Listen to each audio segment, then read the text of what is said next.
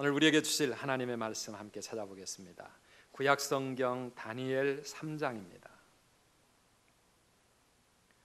다니엘서 3장 10절에서 18절 말씀, 우리 다 함께 한 목소리로 같이 봉독하도록 하겠습니다. 10절 말씀 제가 읽습니다. 왕이여, 왕이 명령을 내리사 모든 사람이 나팔과 피리와 수금과 삼현금과 양금과 생황과 및 모든 악기 소리를 듣거든 엎드려 금신상에게 절할 것이라. 누구든지 엎드려 절하지 아니하는 자는 맹렬히 타는 풀무불 가운데에 던져 넣음을 당하리라 하지 아니하셨나이까. 이제 몇 유다 사람 사드락과 메삭과 아벳느고는 왕이 세워 바벨론 지방을 다스리게 하신 자이거늘 왕이여, 이 사람들이 왕을 높이지 아니하며 왕의 신들을 섬기지 아니하며 왕이 세우신 금신상에게 절하지 아니하나이다. 느부갓네살 왕이 노하고 분하여 사드락과 메삭과 아벳느고를 끌어오라 하라매 드디어 그 사람들을 왕의 앞으로 끌어온지라. 느부갓네살이 그들에게 물어 이르되, 사드락 메삭 아벳느고야, 너희가 내 신을 섬기지 아니하며 내가 세운 금신상에게 절하지 아니한다 하니 사실이냐? 이제라도 너희가 준비하였다가 나팔과 피리와 수금과 삼현금과 양금과 생황과 이 모든 악기 소리를 들을 때 내가 만든 신상 앞에 엎드려 절하면 좋거니와, 너희가 만일 절하지 아니하면 즉시 너희를 맹렬히 타는 풀무불 가운데에 던져 넣을 것이니 능히 너희를 내 손에서 건져낼 신이 누구이겠느냐. 우리 16절부터 18절은 다 함께 읽겠습니다. 사드락과 메삭과 아벳느고가 왕에게 대답하여 이르되, 느부갓네살이여, 우리가 이 일에 대하여 왕에게 대답할 필요가 없나이다. 왕이여, 우리가 섬기는 하나님이 계시다면 우리를 맹렬히 타는 풀무불 가운데에서 능히 건져내시겠고 왕의 손에서도 건져내시리이다. 그렇게 하지 아니하실지라도 왕이여, 우리가 왕의 신들을 섬기지도 아니하고 왕이 세우신 금신상에게 절하지도 아니할 줄을 아옵소서. 아멘. 할렐루야.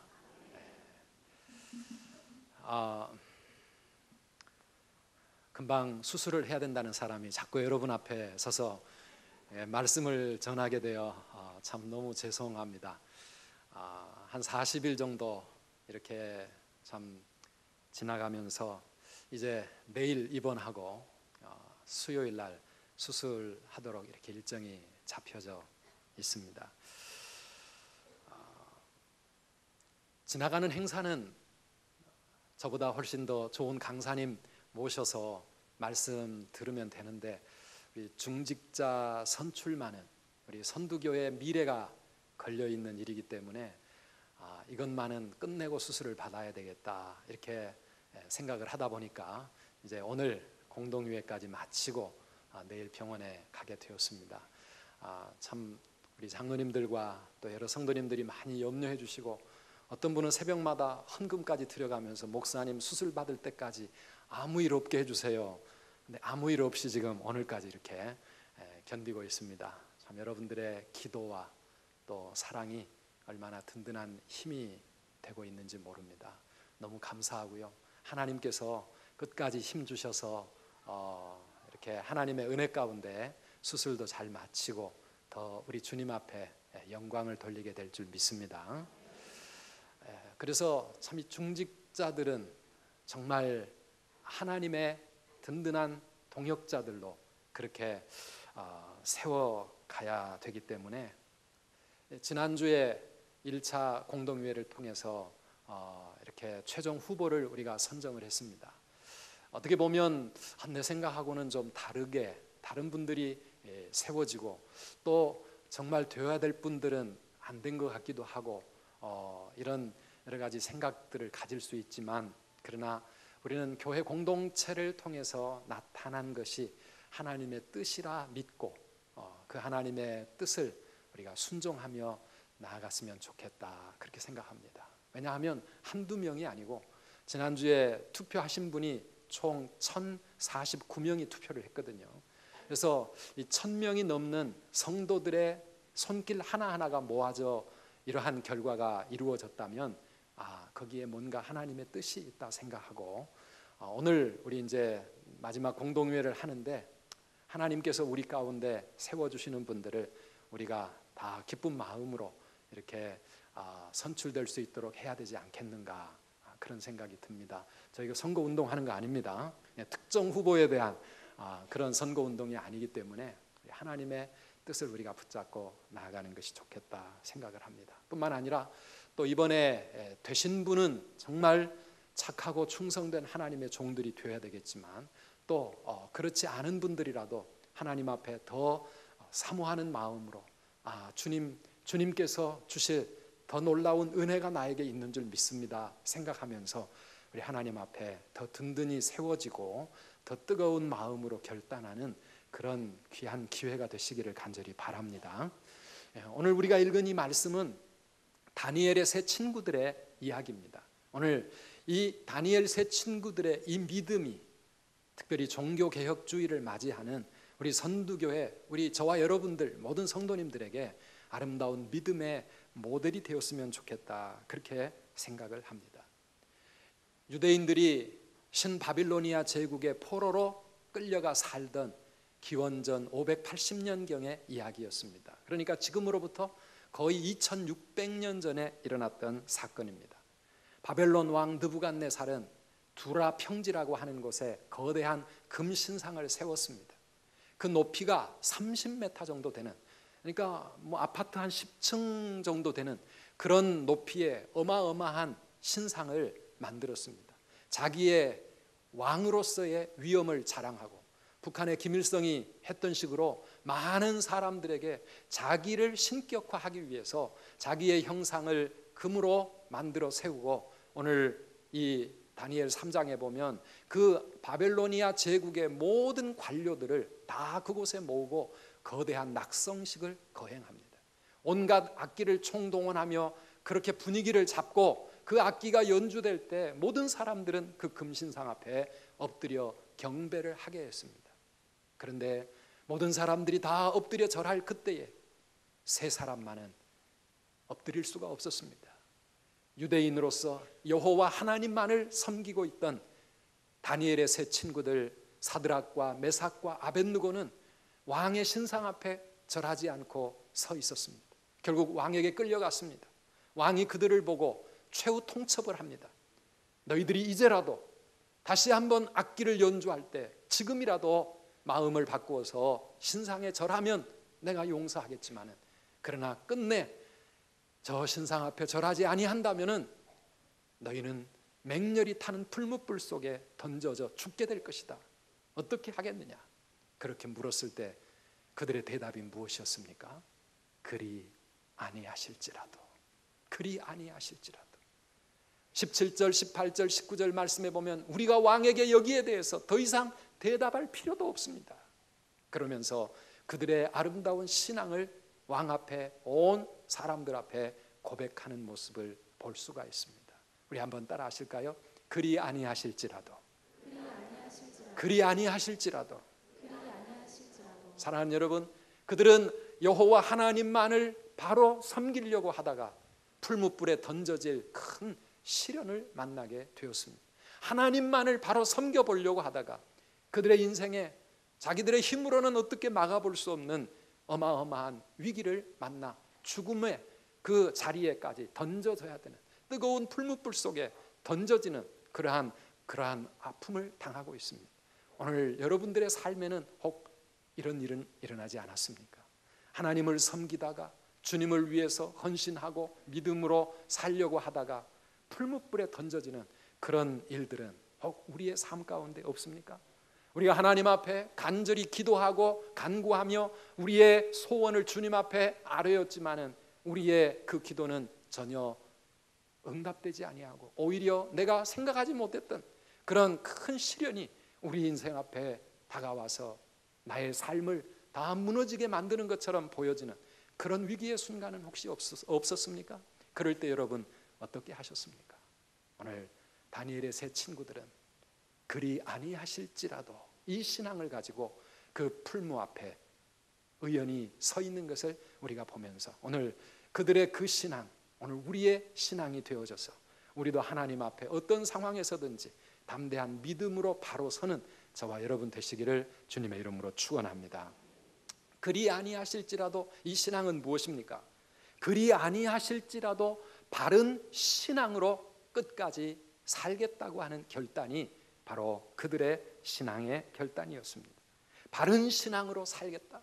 바른 신앙이 무엇입니까? 바른 신앙은 무엇보다도 하나님의 능력에 대한 절대 신앙이 바른 신앙입니다. 17절 말씀을 우리 다시 한번 같이 읽어보실까요?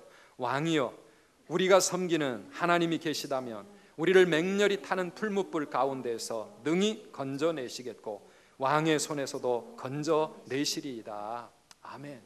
우리가 믿는 하나님, 그 하나님이 살아계신다면 얼마든지 하나님은 우리를 이 풀무의 시련 속에서도 건져내실 것이고 왕의 손아귀에서도 우리를 건져주실 것입니다.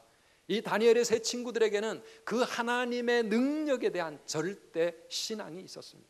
하나님이 계신가 안 계신가, 혹시라도 계시면, 그런 뜻이 아닙니다. 하나님이 살아계신다면 우리를 이 어려운 시련 앞에서 지켜주시지 않겠는가, 그것이 그들의 확신이었습니다. 오늘 이것이 저와 여러분들의 믿음이 되어야 할 줄 믿습니다.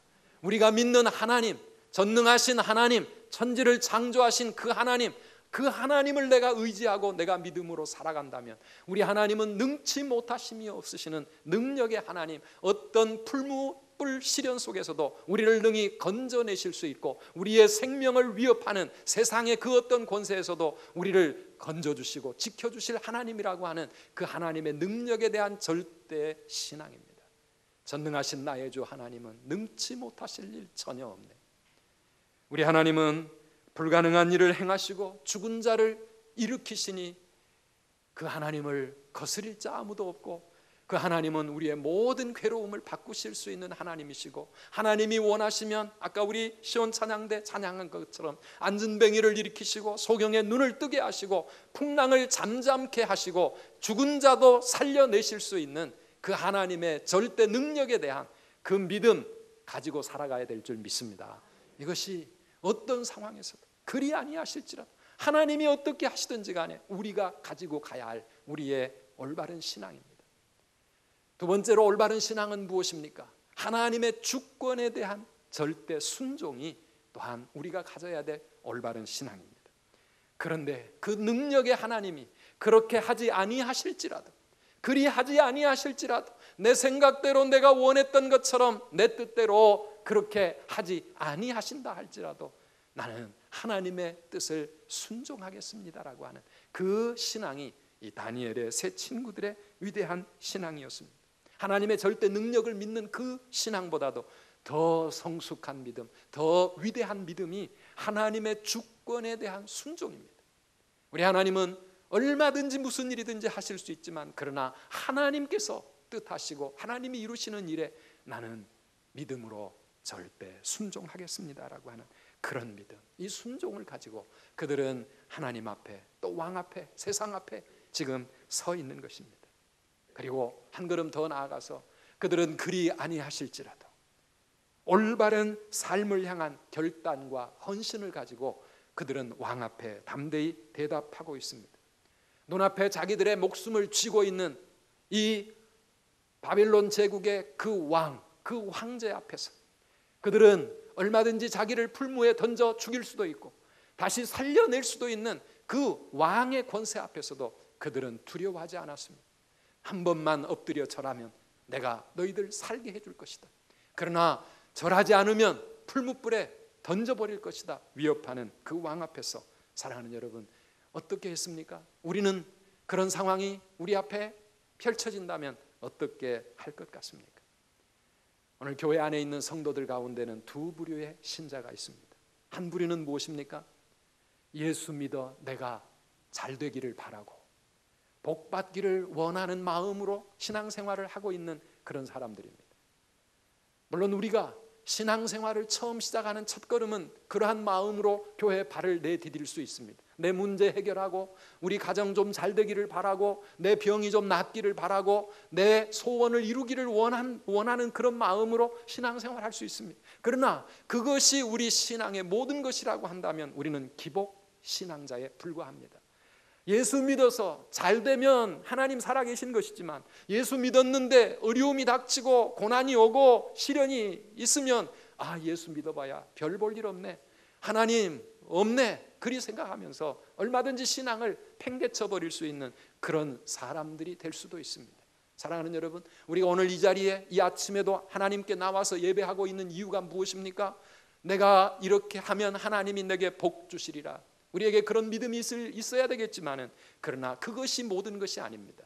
때로는 하나님을 섬기다 보면 나에게 핍박이 오기도 하고 고난이 닥치기도 하고 말씀대로 살려고 하다 보면 세상에서 손해를 보기도 하고 나를 조롱하는 사람들의 그 손가락 당하기도 하고 심지어는 풀무불과 같은 이런 감당하기 어려운 시련이 우리 앞에 펼쳐진다 할지라도 그래도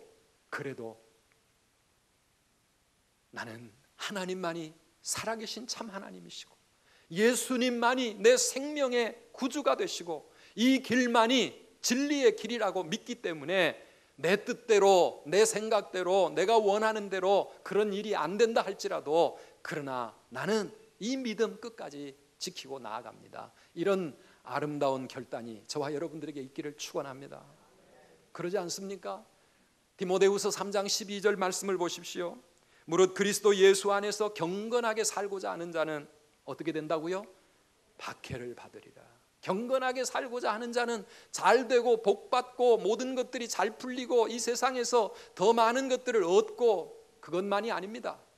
경건하게 살고자 하는 자는 박해를 받으리라. 손해도 보고 핍박도 받고 사업을 하다 보면 말씀대로 그렇게 성경대로 사업하다 보면 오히려 다른 사람들과 경쟁에 질 수밖에 없고 더 손해볼 수밖에 없을 수도 있습니다. 직장에서 다른 사람들에게 무시당할 수도 있을 것입니다. 공부하는 학교에서 내 성적이 잘 안 나올 수도 있을지 모릅니다. 그러나 그럼에도 불구하고 그리 아니하실지라도 나는 하나님 앞에 이 길이 참 진리의 길이고 이 길이 진정 생명의 길이기에 나는 끝까지 그 길을 가겠습니다.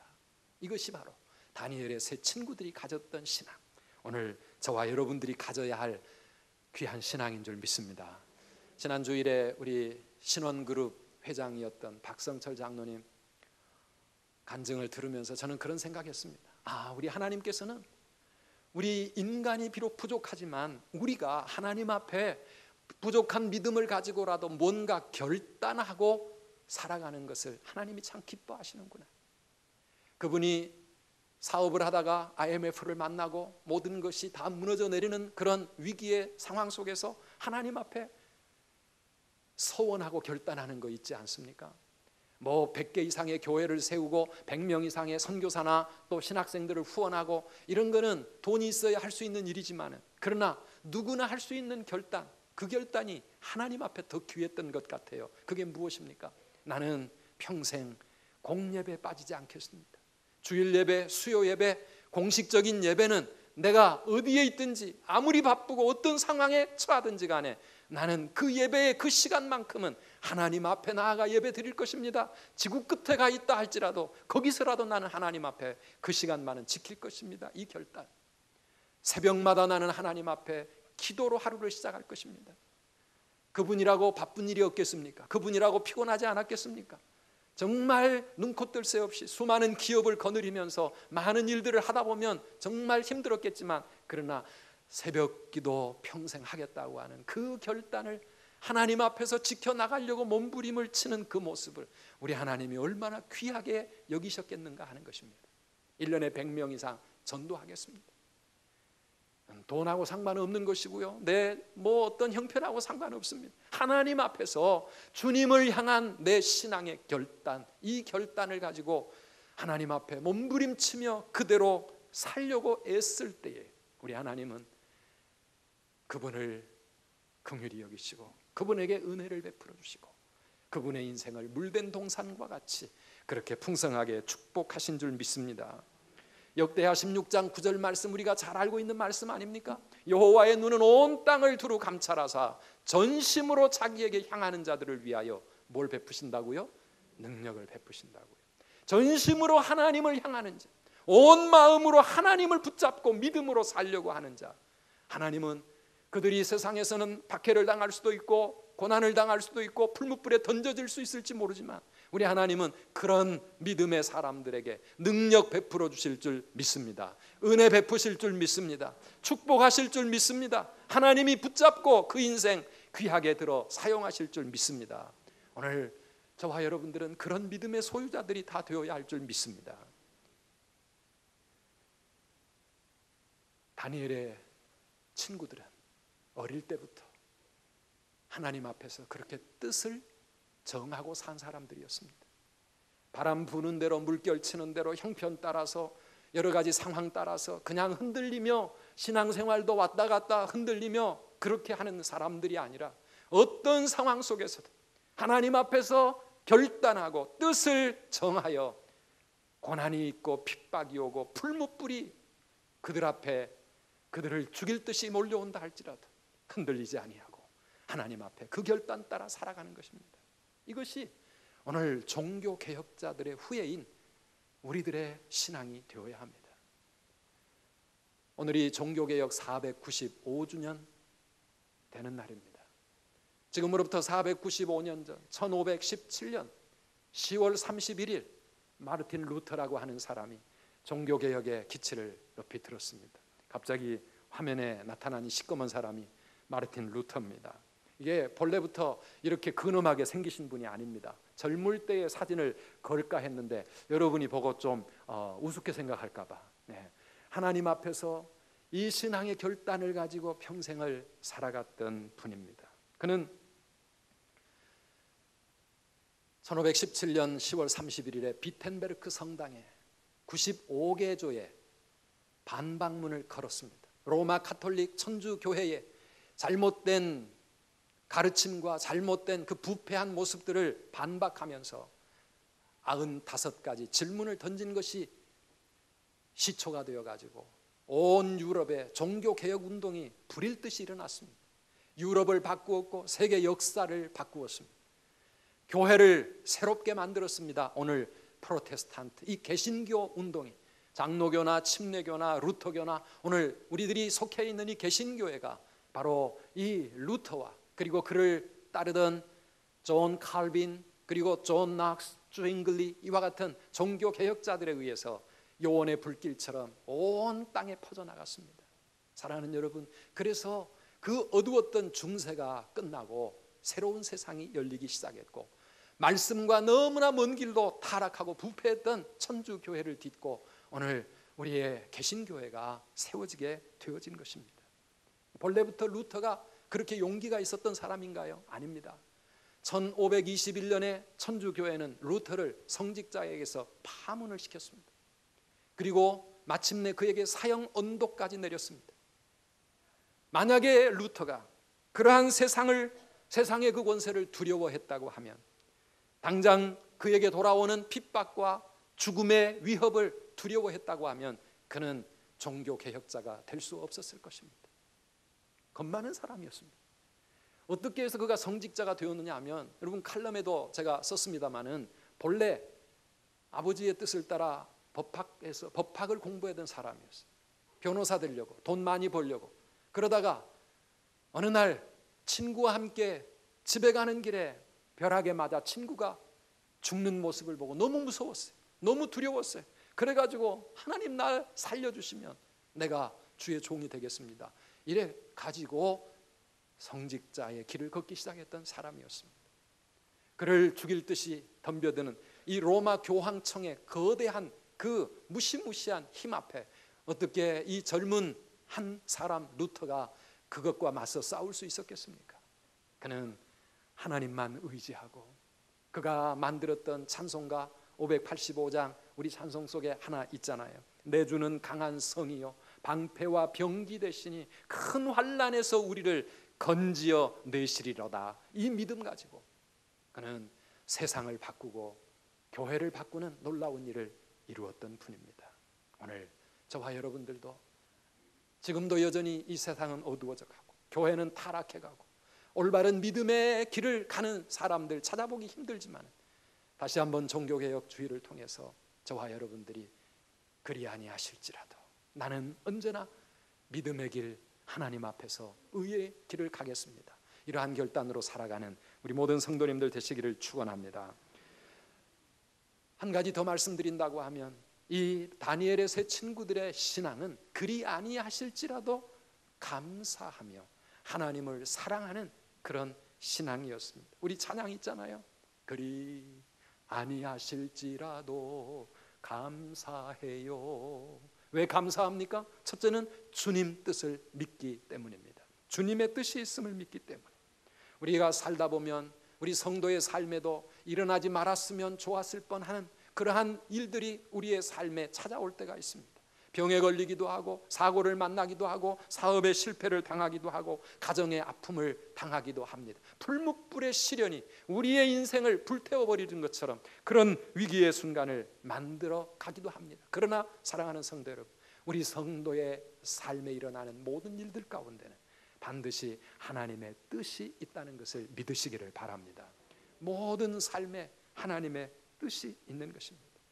그 뜻을 비록 우리가 다 헤아릴 수 없다 할지라도 우리의 머리카락 하나도 다 헤아리시는 그 하나님께서 우리의 인생 가운데 풀무불과 같은 시련 그냥 뜻없이 주시는 것이 아닙니다. 저는 지금까지 한 40여일 이렇게 수술해야 된다는 이야기를 듣고 한 걸음 한 걸음 걸어오면서 하나님께서 이런 은혜를 예비해 놓으시고 나로 하여금 이런 길을 걷게 하시는 거구나. 참 아직까지 물론 더 많이 깨달아 가야 되겠지만은 그동안에 받은 은혜가 너무 크고 참 너무 감사할 일들이 많았습니다. 수술을 받기에 앞서서 저에게 와서 기도해 주세요 하면서 기도받고 가시는 분들 많이 있었습니다. 그런데요, 제가 그런 입장이 되고 보니까요, 우리 특별히 질병으로 고생하시는 성도님들을 생각하는 마음이 완전히 틀려졌어요. 그들을 위한 기도가 달라지는 것 같아요. 부목사님들을 통해서 새벽마다 저도 말씀을 들으면서 말씀을 듣는 마음이 자세가 틀려지는 걸 느낍니다. 언제라도 동맥이 터지면 죽을 수도 있다는 그런 생각을 가지고 하루하루를 맞이하는데 매일매일의 삶이 저에게는 너무나 새롭게 느껴집니다. 또 한 번 주일을 맞고 예배를 드릴 때에 그 예배가 저에게 새로운 감격이 되는 것을 느낄 수가 있습니다. 사랑하는 성도 여러분, 우리의 인생, 우리의 삶은 하나님의 손에 있는 줄 믿습니다. 어떠한 일들이든지 간에 뭔가 하나님의 뜻이 있어서 뭔가 더 큰 은혜를 우리에게 부어주시기 위해서 우리에게 역사하시는 겁니다. 성경을 읽어보면 어떤 사람은 풀무불 앞에서 하나님이 기적적으로 그들을 구원해 주시기도 하고 어떤 사람들은 그런 풀무불의 시련 속에서 순교의 제물이 되기도 합니다. 사도행전을 읽어보면 베드로가 감옥에 갇혀서 내일이면 순교를 당해야 될 그 마지막 밤에 하나님은 천사를 보내서 그 감옥에서 이 베드로를 기적적으로 구출해 내십니다.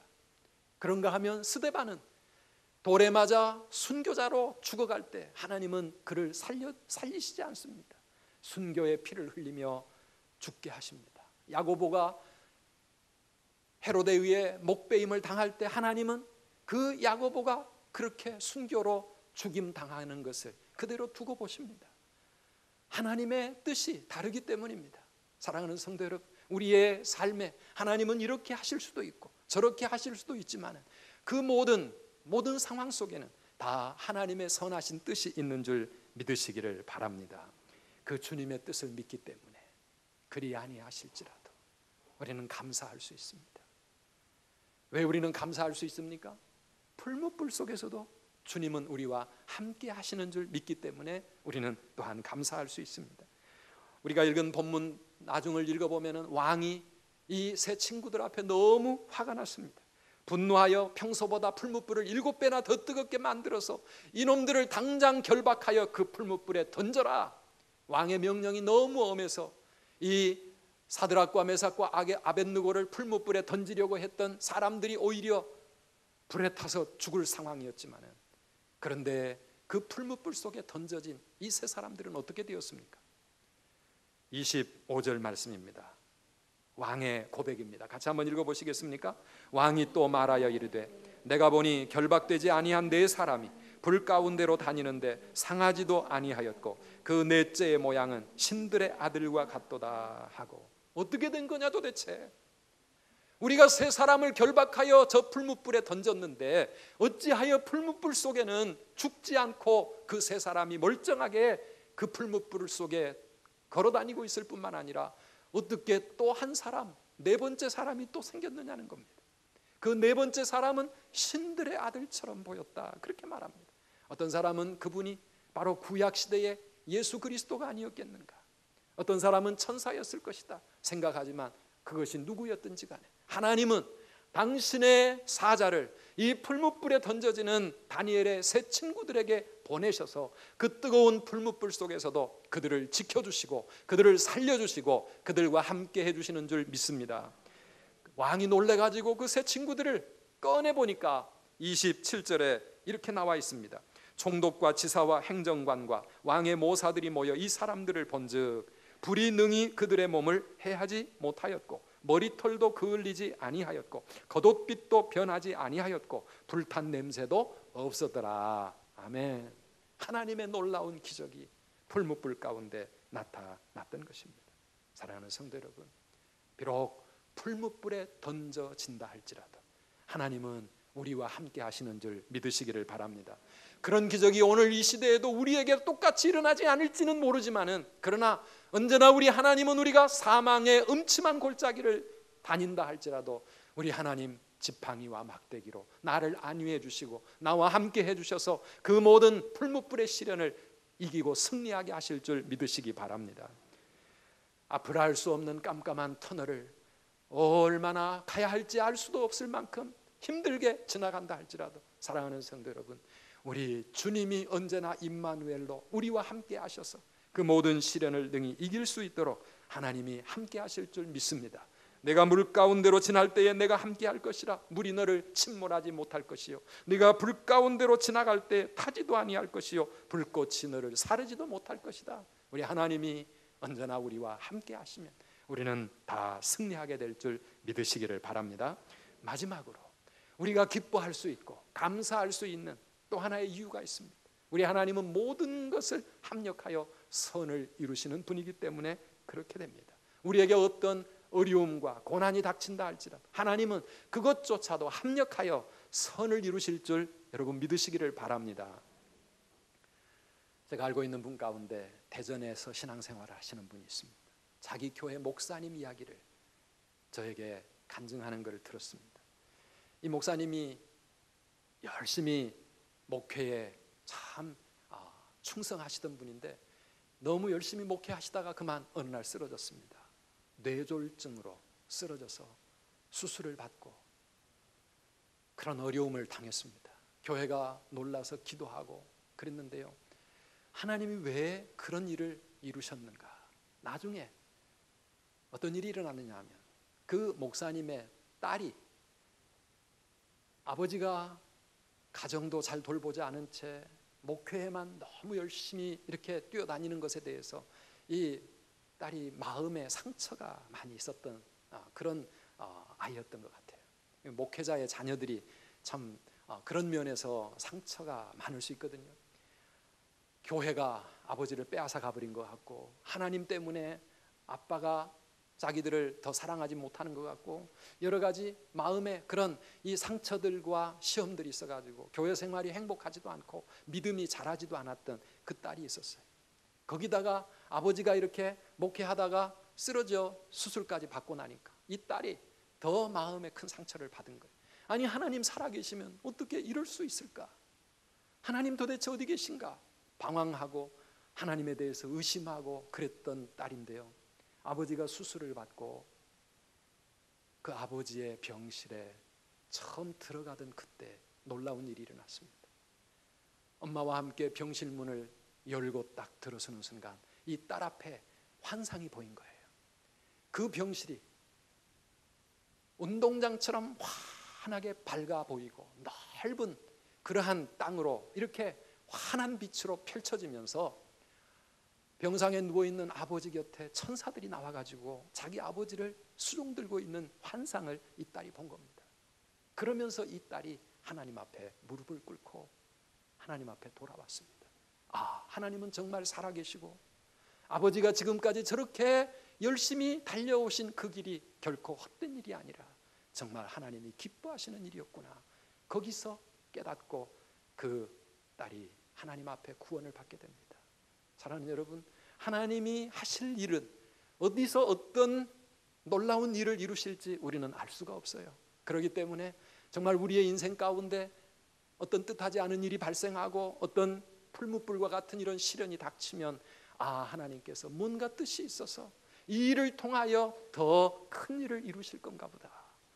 그런 일이 아니었으면 결코 일어날 수 없었던 놀라운 하나님의 은혜가 우리들에게 예비되어진 줄 여러분 믿으시기를 바랍니다. 왕이 이 사건을 경험하고 나서 느부갓네살 왕은 특별 조서를 전국에 내립니다. 그러면서 말합니다. 사드락과 메삭과 아벳느고의 하나님을 찬양할지어다. 그리고 아무도 이 하나님을 함부로 말하지 말아라.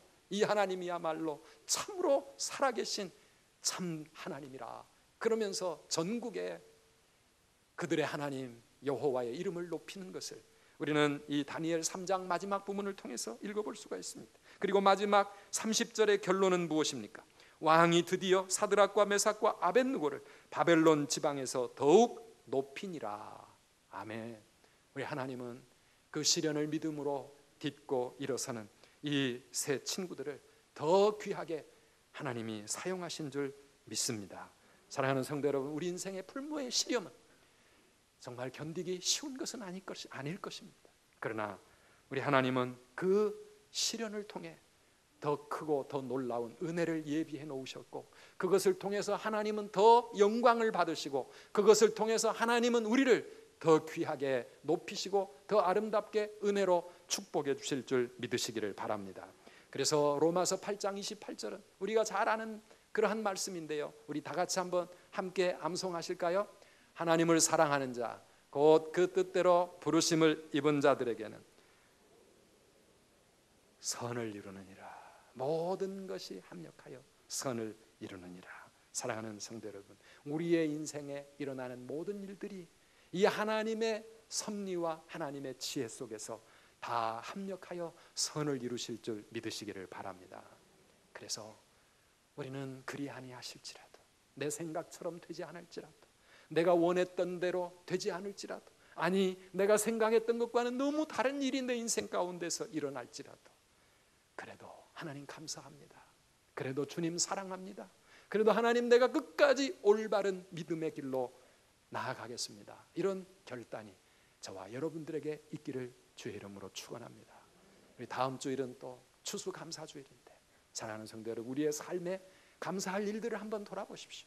내가 감사할 수 없는 그런 일이 있을지라도 그리 아니하실지라도 이 믿음 가지고 우리 하나님 앞에 영광을 돌리는 모든 성도님들 되시기를 주의 이름으로 축원합니다.